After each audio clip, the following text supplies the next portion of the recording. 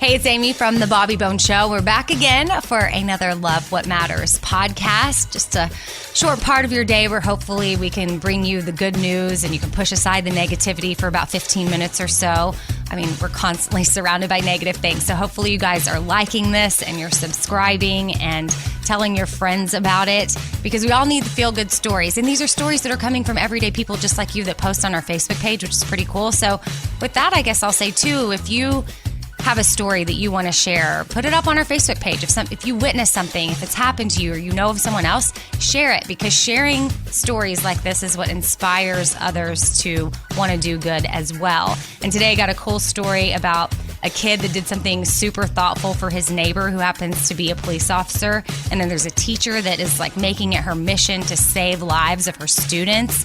And then this one guy did something really cool in line at Walmart for a teacher that was in front of him. And then we've got an interview coming up, too, with a woman that is a former police officer. And, she's kind of just sharing how, like, hey, we're police officers, but we're human, too.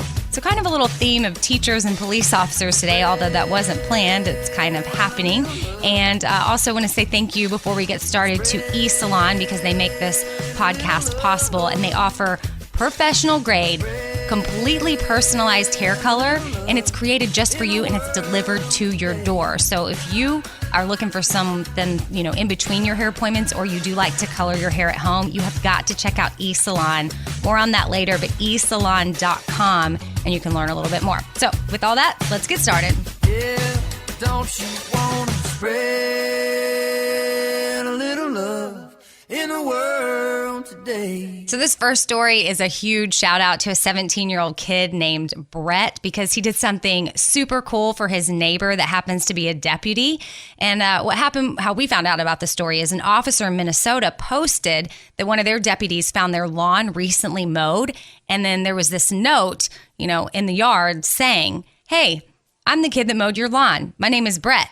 I'm 17 years old and I'm the mower that lives next door to your house.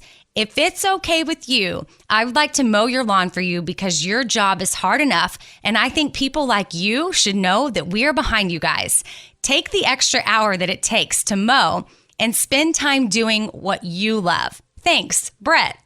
I mean, I don't know. This 17-year-old, pretty impressive. Either he's just like one awesome kid, but he probably has some pretty amazing parents that raised him as well. So shout out to Brett. And I hope that officer takes that extra hour and gets to do something really cool with his family, or, I don't know, enjoy one of his hobbies.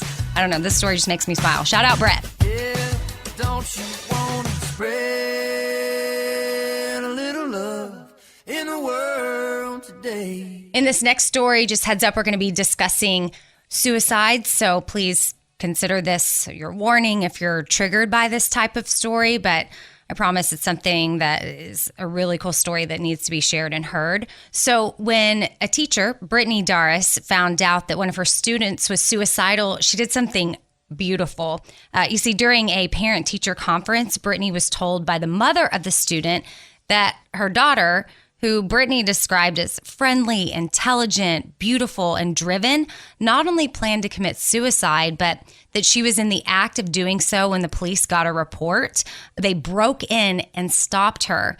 The student had already deleted all her social media accounts, left goodbye letters, and was ready to leave the world. As Brittany described it, she sat along with the mother of the student, like tears streaming down both of their faces, obviously. And then Brittany asked if she could write the student a letter to be delivered to the hospital. And the mother said, of course, I think my daughter would love that. Upon receiving the letter, the student told her mom, how could somebody say such nice things about me? I didn't think anybody would miss me if I was gone. This made Brittany realize how close she was to losing another student to suicide. And then she did something extraordinary. Brittany spent the next 2 months, 2 months, writing cards to every one of her students, every single one. I'm talking over 100 of them, telling them that each one of them was special and unique. And she even listed out what was unique about them. And Brittany touchingly shared that we need to remember that each human being is unique, and that is what makes them special. Instead of trying to change it, we need to embrace it, because together we can make a difference and we can save lives. And Brittany summed it up so well right there. I think we'll just end it with that. But just know that you're special and make sure you're telling. Well, obviously, I'm not ending it there because I'm continuing to talk. But I mean, I just think this is so powerful. Like, if you know someone might be struggling in this area, make sure you reach out to them and tell them they're special and go ahead and list out the reasons why. Yeah, don't you want to spread a little love in the world today?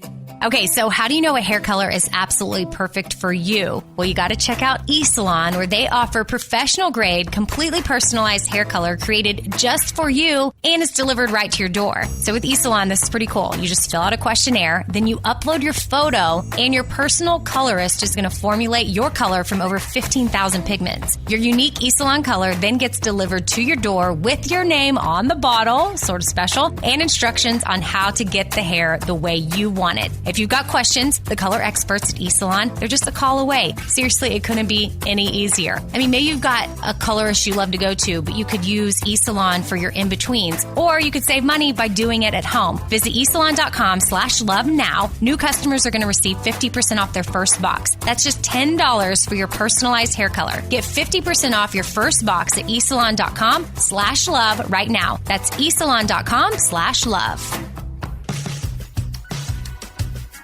Okay, so this next story is pretty cool, and it's a little reminder, too, that we need to make sure we help our teachers if and when we can. So a teacher was in line at Walmart buying school supplies when a stranger approached her. He asked why she was buying 150 notebooks.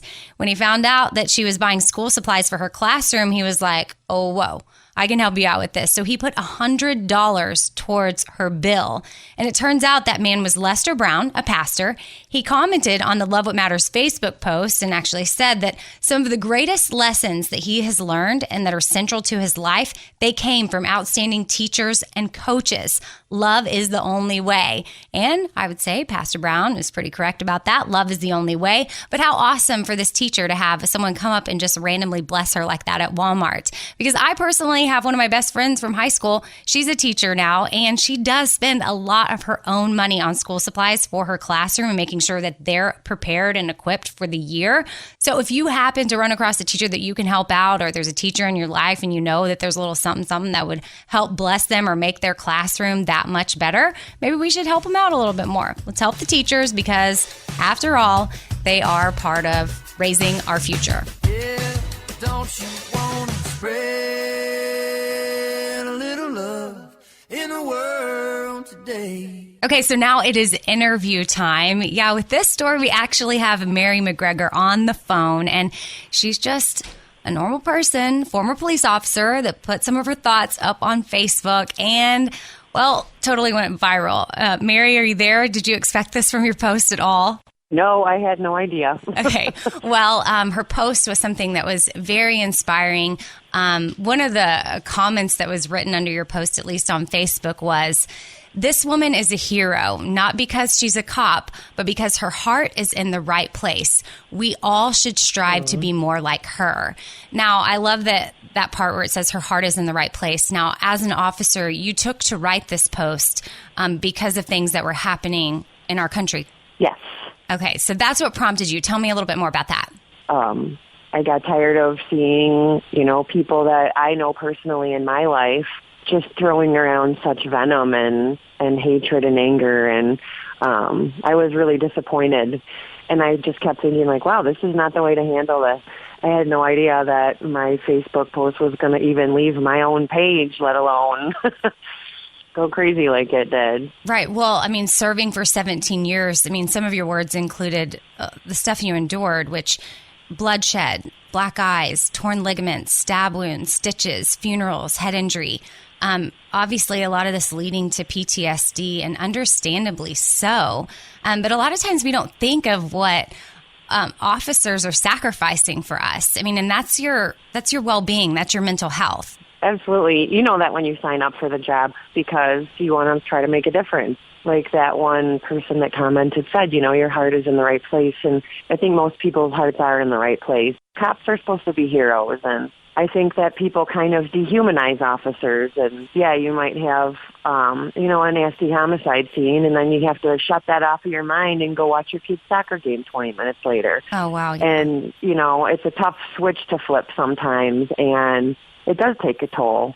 The PTSD, the depression, those are things that I guess show weakness, and who wants a weak police officer? You want, the stiff upper lip and the chest puffed out, like that's who you want to come save you. And they don't want to admit that there's something going on there. They don't want to ask for help. And so I think, that's part of the problem also. Well, Mary, I applaud you for the post and for being able to admit the PTSD. And what are some things that have helped you or things that you're doing to help get you through that maybe others that are listening to, maybe they're not a cop, but maybe they're going through similar struggles. And, do you have any advice? Absolutely. I think first and foremost, I found a therapist to go and talk to. That was probably the first and most important step in everything, was learning about it and learning why I was feeling the way I was feeling. So I started going to yoga, and I started getting into meditation, and I think those two things have been probably the biggest helps to me.